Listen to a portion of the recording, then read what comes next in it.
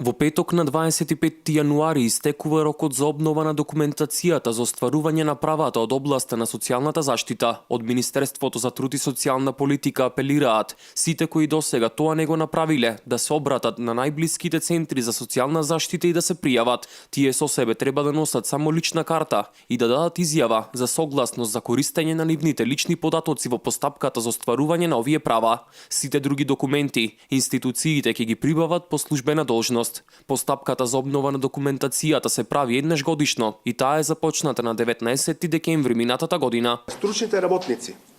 од корисниците потребно да побараат само на увид важечка лична карта за себе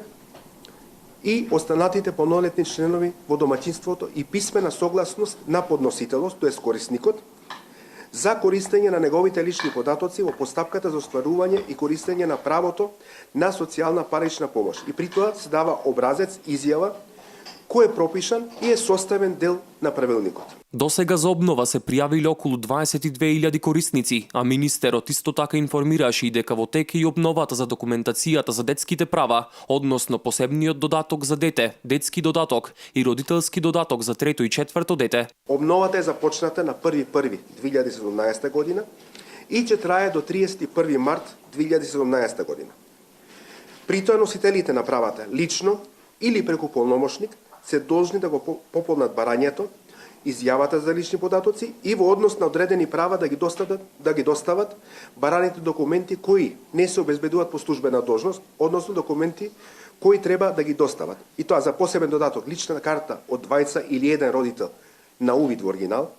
за право на детски додаток висина на плата од работодавец за претходна година и потврда за редовен ученик,